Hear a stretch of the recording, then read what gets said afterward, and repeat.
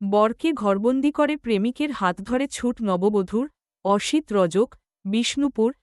এক পলকের একটু দেখাতেই সিদ্ধান্ত।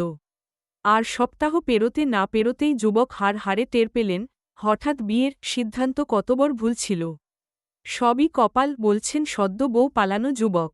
মেয়ে দেখতে গিয়ে পছন্দ হয়ে যাওয়ায় সেখানেই বিয়ের আসর বসিয়ে ফেলেছিলেন বিষ্ণুপুর শহরের ৮ নম্বর ওয়ার্ডের এলাকার এক যুবক। কিন্তু তখনও জানতেন না যে ওই মেয়ের নাড়া বাঁধা রয়েছে অন্য এক ছেলের সঙ্গে।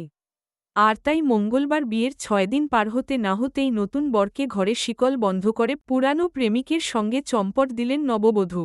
বৃহস্পতিবার নবদম্পতি যুগলের অষ্টমঙ্গলায় বাঁকুড়ার ঝাঁটিপাহাড়ি এলাকায় বাপের বাড়ি যাওয়ার কথা। কিন্তু ওই বন্ধু ও তার প্রেমিকের করা ছকে সব হিসেব ওলটপালট। ঘটনাটি ঘটেছে বিষ্ণুপুর শহরের ৮ নম্বর ওয়ার্ড এলাকায়। মঙ্গলবার রাত তখন অনেক। নতুন বউকে নিয়ে ঘরে খিল দিয়েছিল ছেলে। রাত পোহালেই বুধবার অষ্টমঙ্গলার অনুষ্ঠান। তা নিয়েই আলোচনায় আর হাসি ঠাট্টায় মশগুল বাড়ির লোকজন। মধ্যরাতের পর এরপর সবাই ঘুমাতে চলে যান। তারই অপেক্ষায় ছিলেন নববধূ।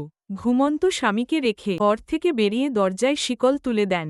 বাইরে অপেক্ষা করছিলেন তার প্রেমিক।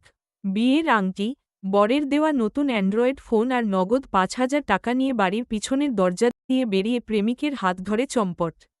এদিকে কাকভোরে স্বামী দেখেন স্ত্রী নেই পাশে। দরজা খুলে বাইরে বেরোতেও পারছেন না। অনেক হাঁকডাকের পর বাড়ির লোকজন দরজার শিকল নামিয়ে ছেলেকে উদ্ধার করেন। এরপর ছেলের বাড়িতে থাকা নতুন বউয়ের ঠাকুমা ও বোনের মুখ থেকে পুরনো সম্পর্কের কথা শুনে খবর দেওয়া হয় মেয়ের বাড়িতে।